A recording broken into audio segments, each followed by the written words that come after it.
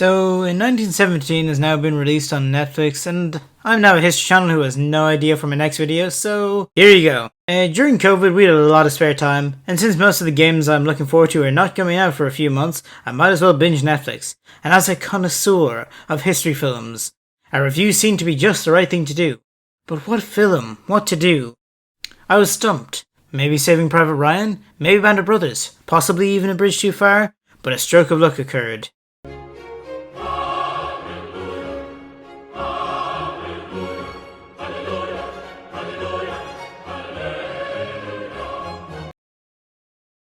One of my most memorable, favourite movies of the past few years, 1917, an insanely accurate, beautifully shot historical film, featuring basically every popular British actor.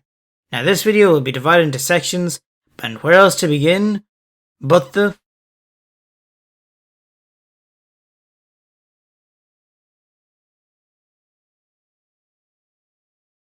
Now, sadly, this movie isn't a true story. Blake and Schofield weren't real soldiers, and their stories, though accurate, is highly dramatised. It may not be a true story, but it is based on one. 1917 is loosely based on the tale of the director's grandfather, Alfred H. Mendes, who served with the British Army during the First World War. One of the most important things to me as a history buff, as Nick Hodges would say, is that a movie is accurate and authentic. And well, when I watched some of the interviews of the director, I just thought, wow, now there's someone who gets it. I wanted to feel locked together with these characters, so you live every moment with them, experience every second ticks by in this race against time. And you begin unconsciously to realise you can't escape from that. And it's only 2 hours of real time, but you know, through that tiny little keyhole, you can see something of the scale of it all as well. And that feeling of you just know that there's no escape. You know, I think that was a very important part of the film. That is director Sam Mendes, and his biggest endeavour for the movie was accuracy.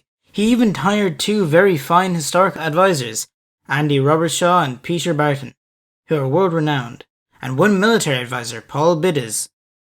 This was the level of dedication that went into making this film, a remarkable movie in that era. But directing is not the only thing to set this movie apart. The sets are just breathtaking. Like, look at that. Admire that. It's just incredible. Now, one of the reasons the sets are so incredible was the way the movie was shot. It's basically one continuous take.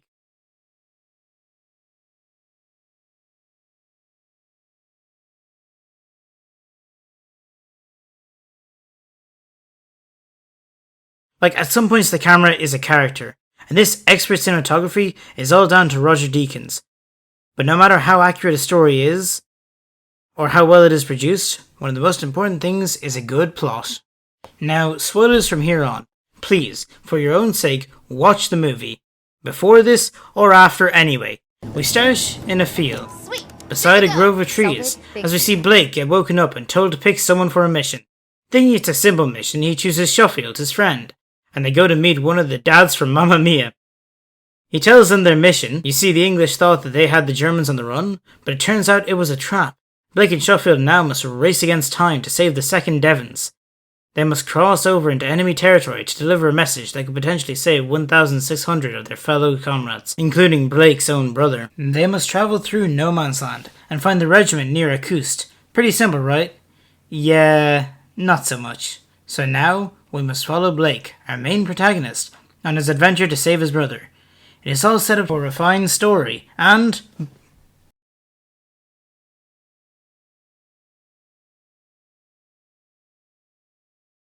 What? It pulled a sneaky on ya.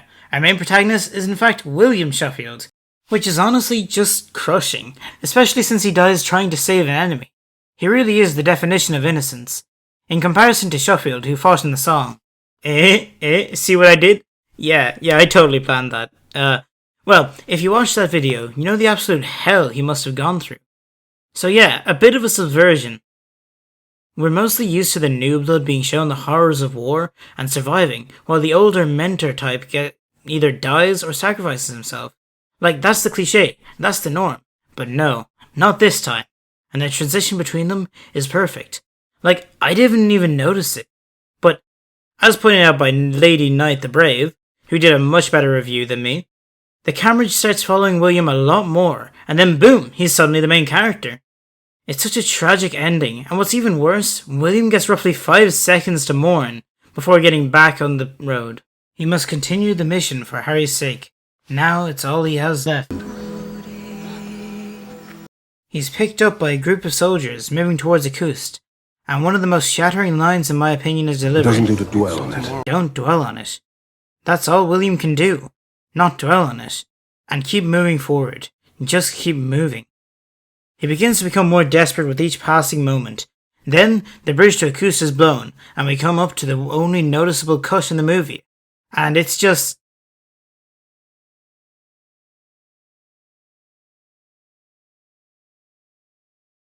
yeah, that's a bit of a shock.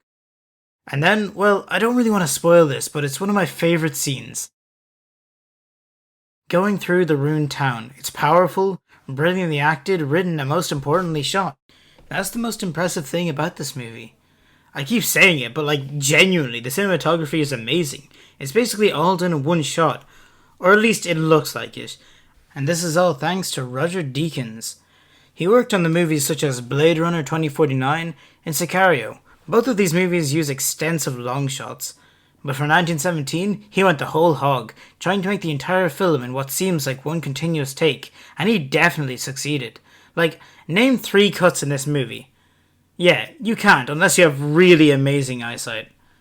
But this did not come with its downsides. Notice the scene in the finale?